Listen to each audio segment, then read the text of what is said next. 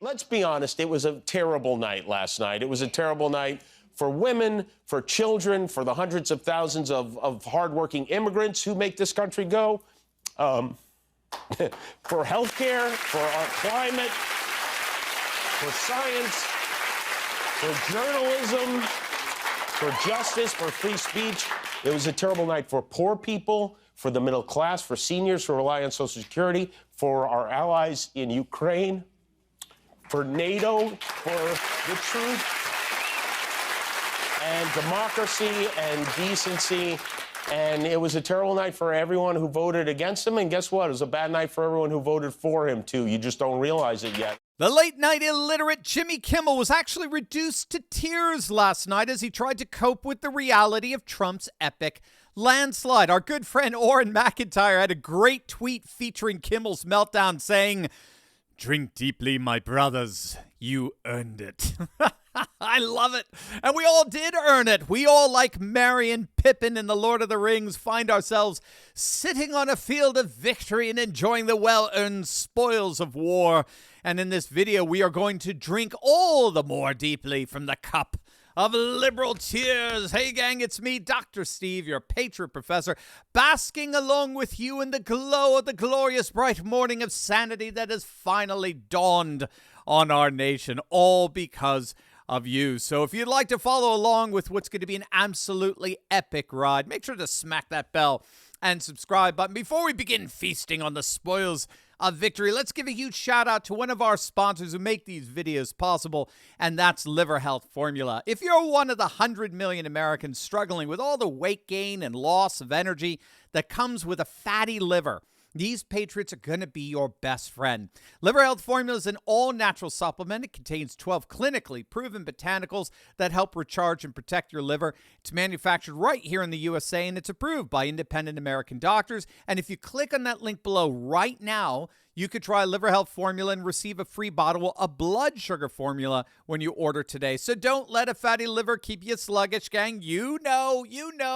I myself recently lost over 60 pounds. I could say it was one of the best decisions I ever made, and now it's your turn. Click on that link below or go to getliverhelp.com/Turley and claim your free bonus gift. That's getliverhelp.com/Turley.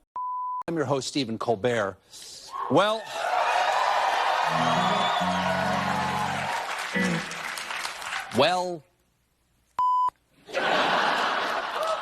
it happened.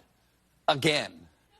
After a bizarre and vicious campaign fueled by a desperate need not to go to jail, Donald Trump has won the 2024 election.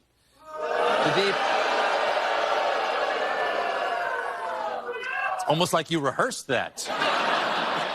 The deep shock and sense of loss is enormous. All day yesterday, I was walking around proudly wearing my I voted sticker.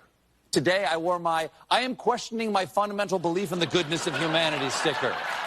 Yeah, they give those out.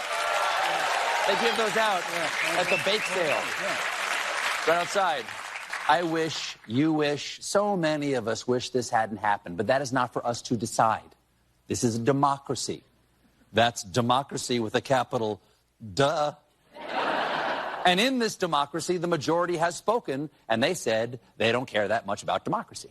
Do you remember when he was actually funny? Neither do I.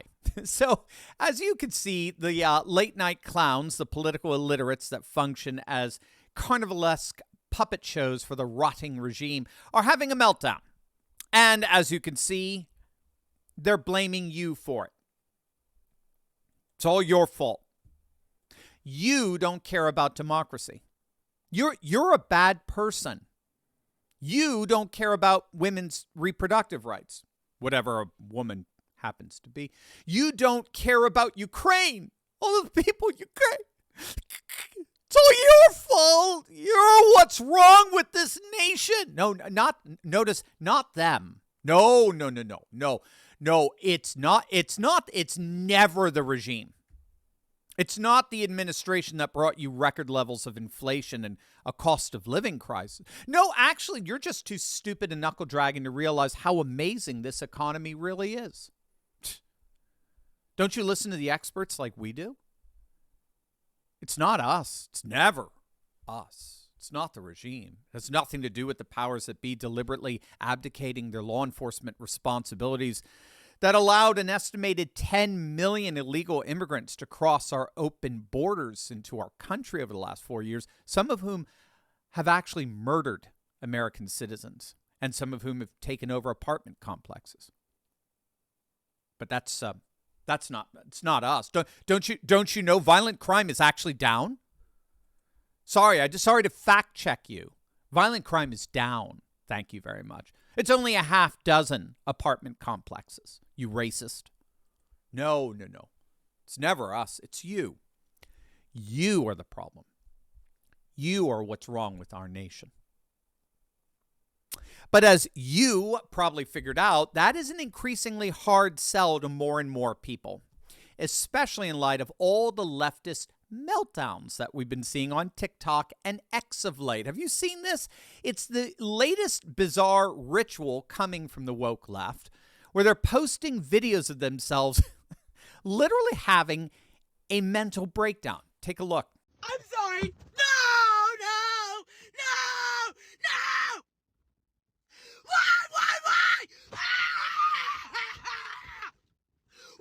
Why? Do you really hate me that bad? Now that we're all saying what we're thinking, I'm going to go ahead and say that I think if you voted for Donald Trump, you're ugly. I think you're all freaking ugly, and I think you're dumb as bricks. And I think you're a bigot in every sense of the word, every use of the word. I also not only won't care when all the bad stuff that's gonna happen happens to you, I actually want it to happen to you. I want your taxes to go up. I want things to be more expensive for you. I want you to have a complicated pregnancy. I want all that bad stuff to happen to you because that's what you deserve. Also, like, the only silver lining is it's actually going to suck for all you Trump voters way more than it's going to suck for us blue voters because we actually have educations and good jobs. Y'all are broke as fuck, so it's really going to suck for you when he raises your taxes a ton. I was just walking down the street to go get my medication because I'm out and I need it for today. And I saw a woman walking her 2 kids, and she had this look on her face. And I looked at her, we made eye contact, we both kind of nodded. Like we were both just devastated. And you could just tell in her eyes.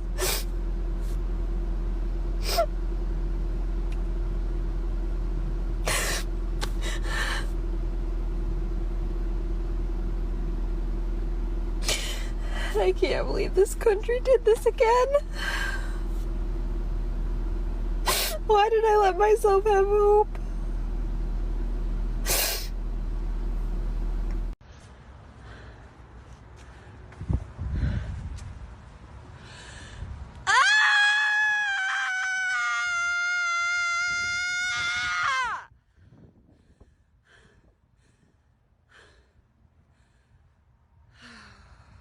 Now, some of you may remember the comments that the former MSNBC contributor Mark Halperin made on the Tucker Show a few weeks back, where he predicted that if Trump were to win, we would end up seeing perhaps the single greatest mental health crisis ever in our nation's history.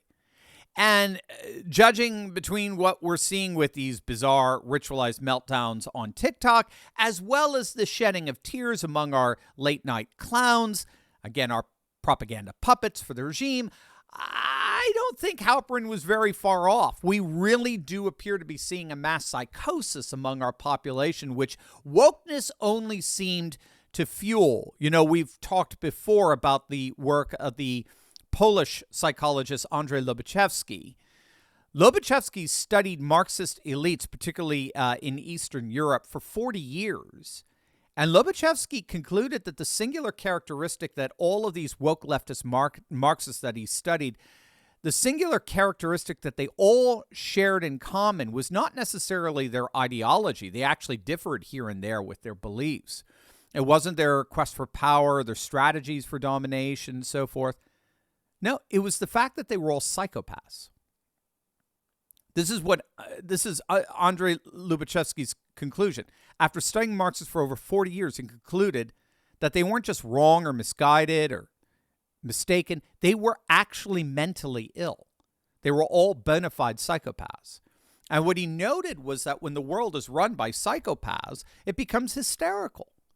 It literally becomes insane, which perfectly explains our woke society today. For example, here's what I think is an example of the intellectual degeneracy that has infected the left.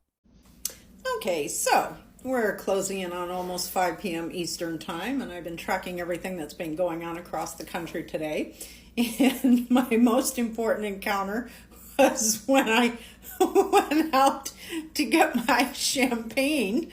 I was talking to the guy in the store, of course, asking him, did he vote? And he said he did early voting, and he asked me if I early voted.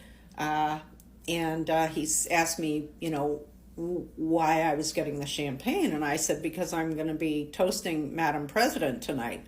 And he just looked at me with kind of like a smirk on his face. And I said, she's going to win this, right? And he says, oh, well, it's very, very close. And I said, no, it's not. He says, well, what do you mean? I said, no, it's not. The women of America are making their voices heard. Reproductive rights is what it all comes down to. And the women are voting in numbers relative to men that are unbelievable. She's won this. And I said to him, she's going to take every one of the swing states plus Iowa. And he said, oh, but the numbers are so close. I said, I'm a political analyst. I'm telling you right now, the numbers are there. She's taking this election. And then I said to him, you realize, and he didn't tell me who he voted for, but of course I knew. And I said, you do realize you wasted your vote, right? And I didn't care. And I walked out with my bottle of champagne and happily walked home.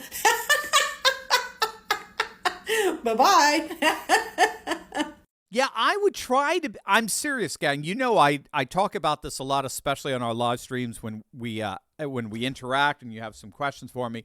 I try to be empathetic to the left. I really do. And I would be empathetic with that woman. I would. I don't think there's an empathy that exists for someone as insufferable as that. But that absurdity, that patent absurdity that you just witnessed, occurs hourly on the inane airwaves of MSNBC.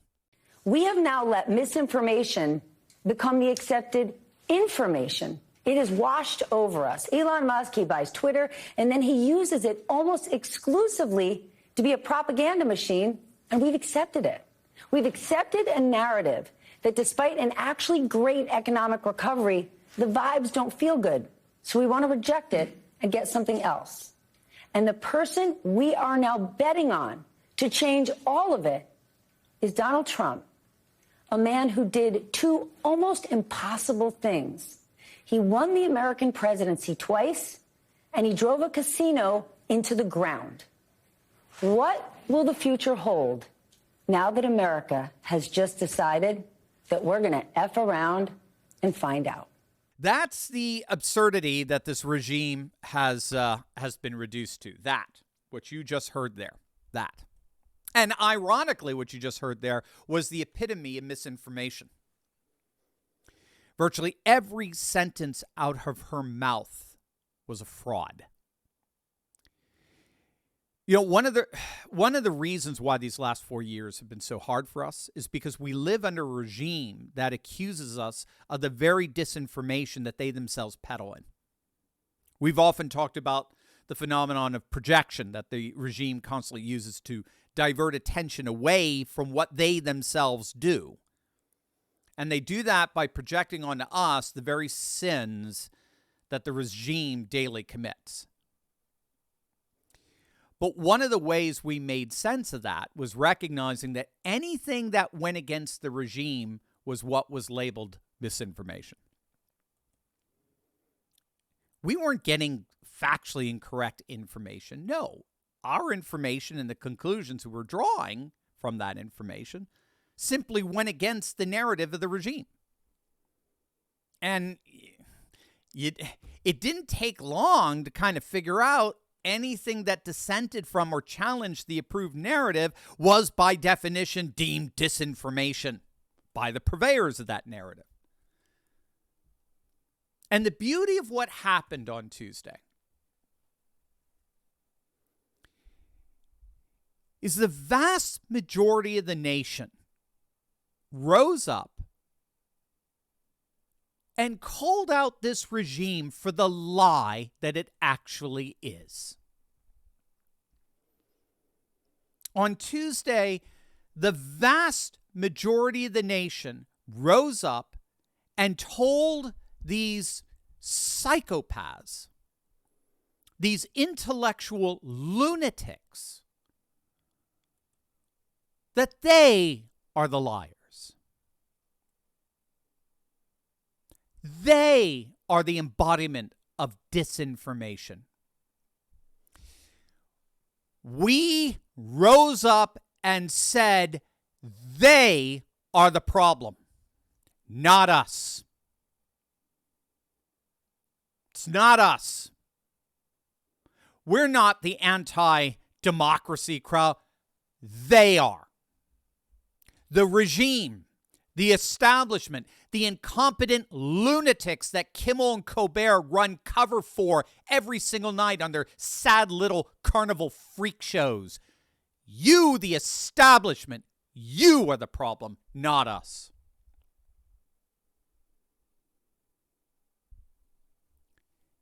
And on Tuesday, we, as a nation, overwhelmingly said, we're through with you. We're done. One of my favorite lines from the movie Gladiator is, the time for you honoring yourself is coming to an end. Your era is over. The new American golden age has begun, and you will not be missed.